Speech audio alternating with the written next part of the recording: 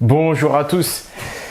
La messe citoyenne contre le pass. Le pass, c'est vraiment une mise sous tutelle. C'est la mise en liberté conditionnelle pour tout le monde. C'est quasiment comme un bracelet électronique. Sauf que c'est pas un bracelet, mais c'est électronique et tu seras obligé de l'avoir sur toi. Donc vraiment, il faut agir. Et c'est pour ça que je vous propose tout de suite les messes citoyennes. Qu'est-ce que c'est?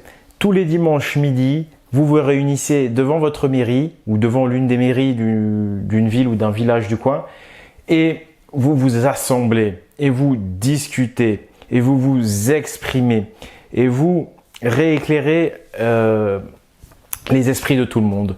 Parce qu'on est vraiment face à un complot antidémocrate. C'est-à-dire qu'on est vraiment face à une stratégie de lavage de cerveau dans laquelle la plupart de nos concitoyens sont complètement noyés. En fait, on a tout ce qu'il faut pour sortir de cette crise liberticide. Vraiment, vraiment, le seul problème, c'est qu'on est complètement lavé du cerveau depuis des années, à commencer par notre propre histoire que l'on ne connaît pas, puisque notre héritage culturel, spirituel, celui qui vient des Gaulois, celui qui vient des Vikings, eh bien, il est extraordinaire et il nous permet de sortir de cette dictature en marche. Les fameuses messes citoyennes, j'aime le terme parce qu'il y a quelque chose de religieux. La messe, normalement, c'est religieux. Et en fait, il y a quelque chose de démocratique, de citoyen.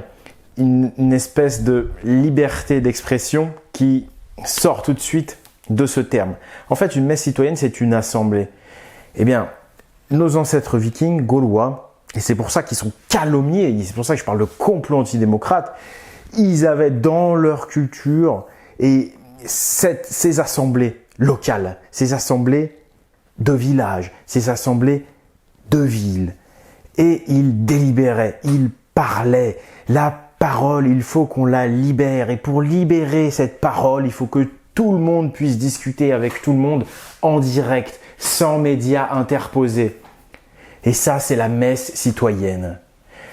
Et c'est vraiment le terme adéquat parce qu'il faut réinstaurer du sacré dans ces valeurs que sont la liberté, et notamment la liberté d'expression, et en l'occurrence, en ce moment, c'est la liberté de circuler qu'on essaye de nous enlever. Il faut sacraliser ces choses-là parce qu'on a oublié tout simplement que nos ancêtres avaient une vraie démocratie. C'est pas les Grecs qui leur ont appris. Nos ancêtres celtes, gaulois, vikings, ils faisaient des assemblées locales. Et ce signe que je porte ici, vous savez, c'est l'Irminsul des Vikings, mais c'est également un totem en fait. C'est le totem des Indiens. Il était fait de bois parce qu'il symbolise également l'arbre de justice. Les Gaulois aussi avaient ce totem, ou alors c'était un arbre, le fameux arbre de justice, le chêne sacré des druides. Et autour de cet arbre, tout comme les Indiens d'Amérique, les Vikings, les Gaulois délibéraient. La parole était libre. Chez les Vikings, tout le monde connaît le fameux ting. Ça commence avec c'est ting quoi. Là, ça fait penser à thé. Eh bien, ce ting, en fait, ça veut dire assemblée, tout simplement. Et d'ailleurs, on n'a pas traduit le mot ting. C'est étrange. On aurait pu le traduire en assemblée. Non, on a laissé ting. Sans doute, encore une fois, je vois le complot antidémocrate. Bref. Mais voilà, dans la culture viking, gauloise, il y a cette notion de justice locale. Un autre élément très très important, le mot assemblée, c'est vraiment démocratique, on délibère. La messe citoyenne, c'est une assemblée locale. Eh bien, les églises, le mot église vient du grec ecclésia, qui veut dire assemblée. En grec, ecclésia, ça veut dire assemblée, lieu démocratique. Les ecclésias, c'était des lieux d'assemblée locale. Et Étienne Chouard en parle souvent de ces ecclésias et de son rêve de démocratie. J'ai déjà fait une vidéo où je m'adressais à Étienne Chouard, où j'explique tous ces concepts, toutes ces choses. Les premières églises, en tous les cas les églises païennes, vous voyez ma série sur Notre-Dame, si ce n'est pas déjà fait, les premières églises romanes gothiques, des églises celto-vikings, c'était des lieux d'assemblée. Voilà, c'est pourquoi le mot église vient du grec ecclésia qui veut dire assemblée. Les premières églises romanes et gothiques étaient des églises démocratiques, citoyennes. Donc quand on parle de messe citoyenne, en fait on tape en plein dans le mille, on retourne aux sources. Et ça c'est très important.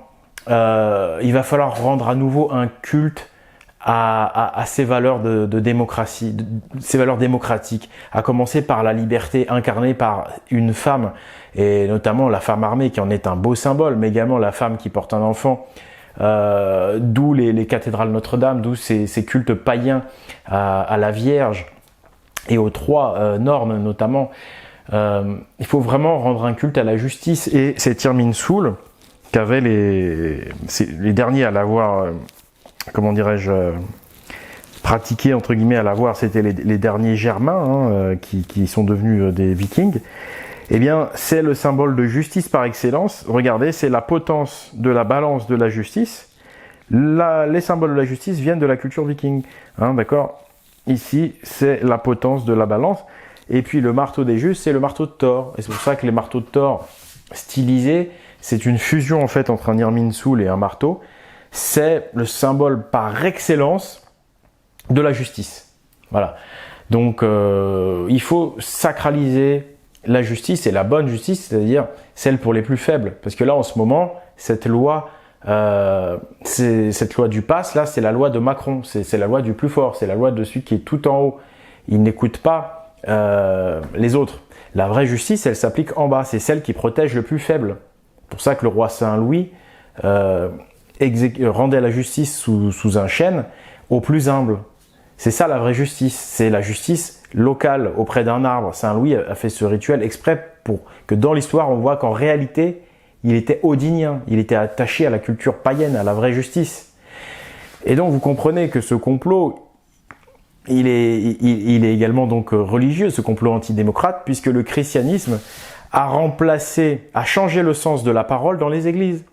Avant, le peuple délibérait dans les églises, et puis un représentant de cette assemblée rapportait les choix de l'assemblée locale, et donc remontait la parole vers le haut. Eh bien, le christianisme a fait l'inverse. Désormais, c'est le curé qui récite la parole qui vient du Vatican ou qui vient de l'évêché. Et donc, ils ont inversé le sens du pouvoir en inversant le sens de la parole. Ça aussi, c'est extraordinaire. C'est tout simple, tout bête, mais dans les symboles, dans les églises, on retrouve la vérité sur notre passé qui était un passé très démocrate.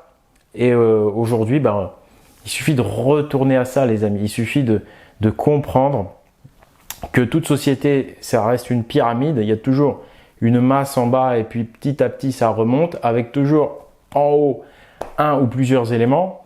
Et la vraie démocratie, c'est que la parole vient d'en bas et elle remonte. Et quand on est dans la situation actuelle où on a un dictateur qui fait descendre la parole vers le bas, on n'est plus du tout en démocratie. Il fait descendre et il n'y a aucune justice, il n'y a aucun moyen de rééquilibrer, de parler, de délibérer.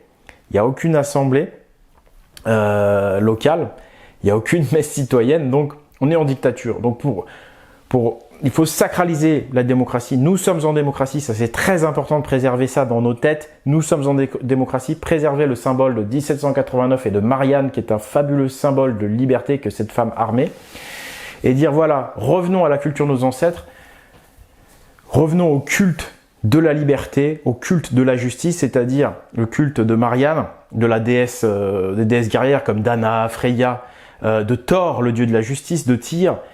La connaissance, discutons, apprenons les uns les autres, sortons-nous du bourbier, du lavage de cerveau dans lequel ils nous ont mis, la connaissance sacralisée par Odin.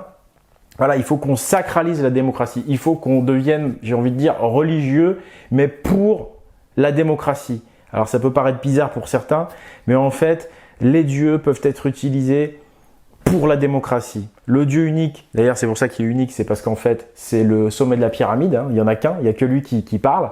Et quand on parle de les dieux, le polythéisme, en fait il y a plusieurs éléments qui peuvent parler et qui peuvent faire remonter la parole du peuple vers le haut. Comprenez ?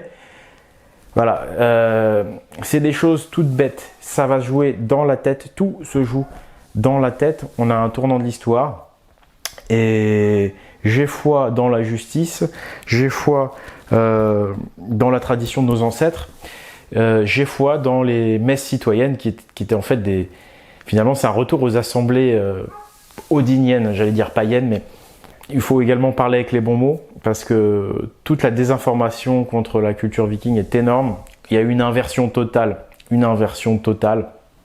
des choses. Il suffit de faire du reverse engineering, voilà. Faire l'inverse de ce qui se passe en ce moment. Au lieu que Macron dit un truc, tout le monde écoute. On n'écoute plus Macron et nous, on refait nos assemblées citoyennes et c'est nous qui délibérons entre nous et qui décidons ce qu'on va faire ou pas. Voilà. N'ayez pas peur, tout va bien se passer. Le dialogue. À bientôt pour une prochaine vidéo.